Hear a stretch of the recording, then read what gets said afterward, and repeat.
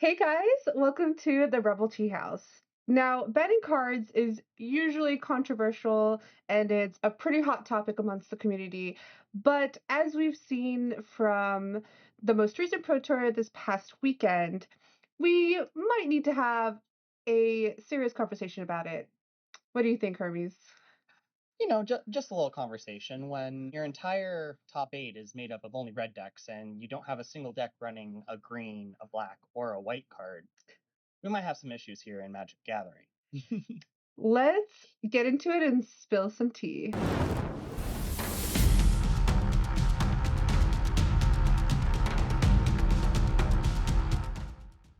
So, Izzet Prowess had over 40% of the meta share at the Pro Tour this weekend. It didn't win, but it's definitely starting to seem like it's a format warping card.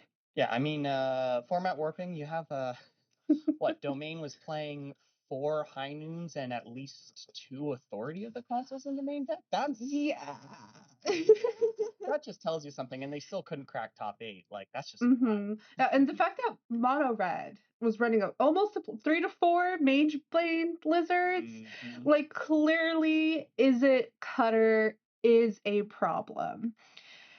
I think the most recent card that I feel like kind of has that same vibe as Izzet Cutter when it comes to, oh, we should probably ban this card is Nadu. And that only had a 20% meta share. Yeah, while the win rate was better for Nadu, Nadu Yes. had a 60%, whereas Cutter was just like right below 50. Though, take it with a grain of salt. This is total Izzet Prowess data. I'm sure that there's going to be some really interesting things if you break it down between Vivi and non-Vivi Cutter Yes. variants.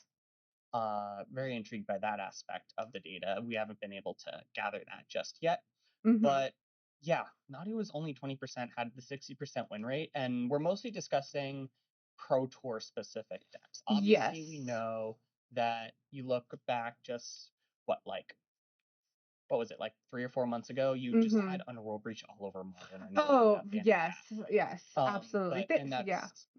it's a very similar situation, but it was not broadcast on the premier Wizards account for the public to see, because there's a lot of folks who are only tuning into the Pro Tour for competitive events.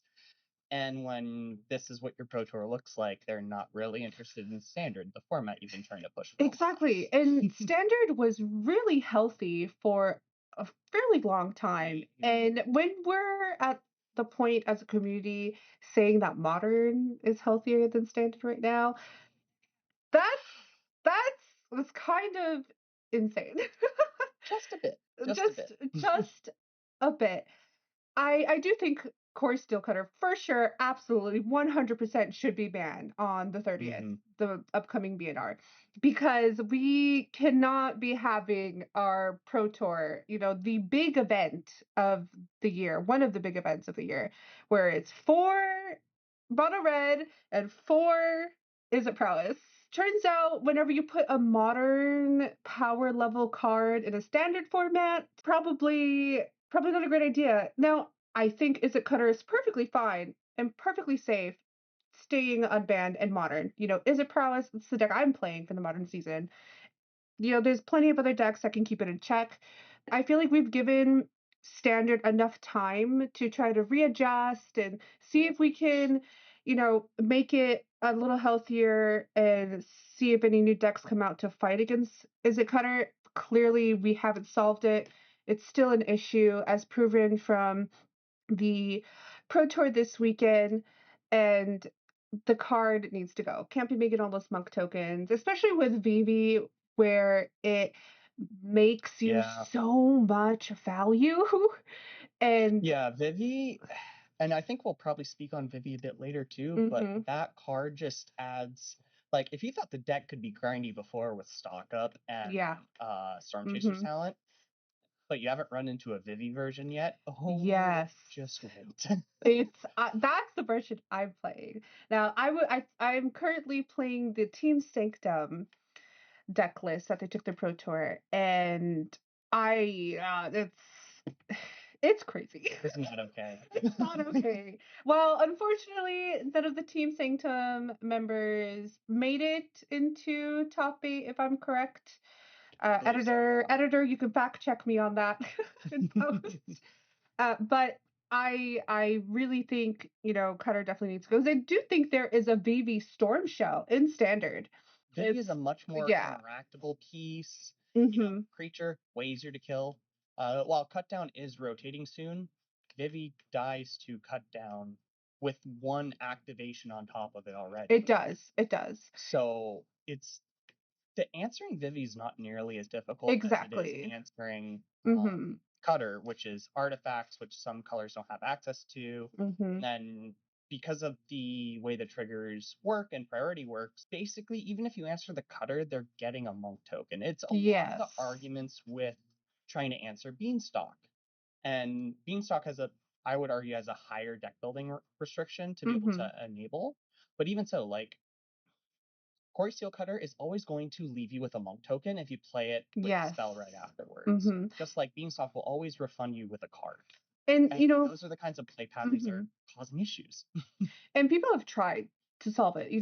We're seeing more filigree Silexes in there, more blast zones, but you have to choose the monk tokens or the Cutter. They're still going to get to keep those monk tokens that still have prowess, that still build, and you have a bunch of cheap spells. And you have a bunch of cheap spells like Sleight of Hand, Opt, Monstrous Rage, Storm Chaser's Talent. You could just build up. Like, I've already made my tokens by the time, but it's up to turn 3 where you can activate Blast Zone and Filigree Silex. Turn 4, yeah. So at that point, like, I've already made my tokens. You can destroy my artifacts. Like, I'm just going to pop off, make a bunch of spells, swing at you with a Monstrous Rage, and win the game. Especially if you have Vivi on the board. I'm just picking you. It's not okay. It's not okay. And the worst part is that probably one of the best, like, permanent, quote unquote permanent answers, like as a sweeper, being Temporary Lockdown, isn't even permanent because it's an O-ring style effect. So and we've seen Cutter is just bouncing them back to hand and then going off in one turn. Like, it's as simple as gifting a fish with Into the Flood Maw. It's not even it's not even block for you. Like, okay, sure, you're in a temporary lockdown. Okay, my turn. Into the Flood Maw. Give me all my shit back. Like, exactly. Or even just building up resources for 2 or 3 turns while you're struggling to kill them. Exactly. But let's talk about the deck that did win the Pro Tour. Mono-Red. This might be a spicier conversation. This definitely might be a spicier conversation. So, me and Hermes were kind of talking a little bit before we started recording this episode, and we were both very much in agreement. Cori-Steel Cutter needs to go. However, yes. However, I believe that the card that should be banned in Mono-Red is Manifold Mouse. And I'm on the side of Monstrous Rage. I think Monstrous Rage is more where the community leans to, but there's a lot of good arguments on both sides. Frankly, both cards really push, particularly Heartfire Hero, but also Emberheart Challenger way over the top. Yeah. Now, Mono-Red had an over 60% win rate this weekend, and it also won the Pro Tour. Shout out to Ken Yukihiro, masterful piloting of the Mono-Red deck. Very impressive. But yeah, Monstrous Rage, it's one of the 2 cards, along with Manifold Mouse, that really does put your 2 primary aggressive creatures, Emberheart Challenger and Heartfire Hero, way over the top. It's just gonna, the double strike trample combo that you can get, or frankly on its own just from Manifold Mouse. And that is one of the power plays in the deck, is that your 4 mana spell just lets you get both. But on the flip side, you can kill a turn sooner with a really good curve out with that Monstrous Rage as well. Now, from my perspective, in my opinion, I think it should be Manifold Mouse. I think it's the real enabler. It gives double strike and it gives trample. And if you already have the token, you can give it both. And we already have pretty decent combat tricks already other than Monstrous Rage. We have the Violent Urge technically, but that's not really going to be viable. But we also have Wild Ride, which I know some decks are running it. And while not as good as Monstrous Rage, it still puts out a lot of power. And if you have those two, you have the token and the actual Manifold Mouse card on the board, you can give a double strike and trample. You pop off a Wild Rage, and you're still going to be able to get a decent amount of value. And I think Manifold Mouse is the real problem in the deck. I think it's what enables the mouse package. However, if we get rid of Manifold Mouse, I feel like maybe the deck kind of falls apart without it. I feel like without Manifold Mouse, you're probably going to go back into Gruul and just start playing Innkeeper's Talent. Yes, you don't have the ability to make two, and it is a non-creature, which is a benefit and a curse. Non-creatures do make your Ember Heart Challengers slightly bigger with prowess, and it also gives protection, but then you're pivoting a little more mid-rangey, which is also not that bad. I think that's kind of where I assume Wizards wants to push this mouse deck towards, is a little more mid-rangey. Right. Just because standard having these hyper-aggressive aggro decks is not particularly common, especially when the answers just kind of aren't there to keep up with them. When you look at the substitutes for Monstrous Rage, though, I think you dip down pretty drastically. You lose access to trample with most of them. And then some of them are even sorceries. Like Wild Ride is a sorcery. You can't forget about that. Yes, that is a very important part. Yeah. One of the big reasons why Rage, I think, is kind of the big one most folks are talking about, is that Rage lets you play a little more reactively instead of proactively. A lot of the other spells that are in the deck are very proactive, in which you're putting them on board and you're showing your opponent, like, hey, can you answer this? Right. Whereas Monstrous Rage is very much the kind of thing that you hold up one red mana for and go all out on your opponent, and basically you tell your opponent, like, hey, take one out, I'm just going to make the other one bigger, and there's nothing they can really do about it. Oftentimes the best thing to do is actually not to cast any spells, and in which case it gets to the whole to a similar argument of the best counter spell is the one that your opponent knows you have, because then they never play a spell that you would counter. Exactly. So you're just countering it over and over and over again. It's the same kind of thing. Like, Monstrous Rage is so threatening that as long as you hold up that one red mana, your opponent's never going to want to dig in a removal spell and just get blown out. Exactly. So it's just going to keep the removal spell at bay constantly. And I mean, I think most people agree that the Valiant creatures themselves, they're very well designed and very intriguing. It's just they're being heavily exploited by these two cards because of the absurd power that each of them provide. Which card do you think should be banned? Let us know in the comments. Now, we all know Magic the Gathering is an expensive hobby, and we don't like banning cards typically because, we invest money into this hobby. And, unlike with Arena where, a card gets banned and you get those wild cards back, I'm not getting my money back. The cards that I spent money on. Is there any other cards we think should catch a ban, Hermes? I think kind of the two other ones that come up pretty consistently as additional cards are either side of the Omniscience Abuela's Awakening combo. I'm personally on the side of Omniscience just because that card is never fair. Right. But it was also printed into Foundations, which is ideally supposed to be the foundation of Santa. Yes. I don't want to see Omniscience banned because I think it's just like a really cool deck, and I love seeing a combo deck in Standard. We don't really get that too often. The last time we had that, it was Teamer Otters, but the Mono-Red happened, and this is a combo deck that can go head to head with Mono-Red. It does take some setup, and sometimes you can just whiff. But it also had a fairly impressive win rate, and over 53.6% win rate into the meta at the Pro Tour. And it was a top 10 win rate deck while being the second most played in the room. Yes. So if you think about it, the top three decks in the room, the second and third both had like pretty reasonably above 50%. Mono-Red was insane. Yeah. But like Omni was still very, very up there with the 53.6%. And while we can dig into the Izzet data a bit more, Izzet was still right around 50 when you had people mainboarding Authority of the Consoles and high noons. Yes, exactly. Like, that's still very impressive. And if, let's say, we hopefully neuter Cutter, right? And we do ban something from Mono-Red, is Omniscience just going to be the next deck to play? Is that going to be an issue? Because we also have to think about, you know, we're banning these two cards, or we're banning a card from Mono-Red, we're banning obviously Cutter. Now, is that going to change the format so much where we're going to see Omniscience just completely take over?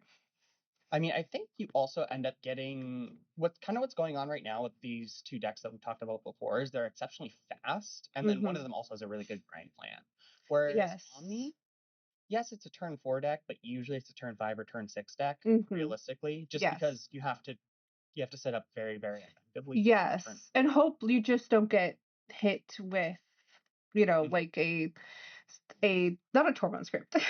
Soul Guide Lantern. High Noon in the main High Noon in the main deck. Soul Guide Lantern. You know, anything that can disrupt your game plan and the post board, or even in the main board sometimes. Yeah, but I think Omni actually is able to be picked off enough by the black mid-range decks. Yeah. Kind of struggling lately, realistically. Yes, I agree. Oh, they're taking over. Yeah, like if you kind of think about the typical triangle that is supposed to exist, the fast decks are supposed to be beaten by the mid-range decks. So like fast combo and aggro.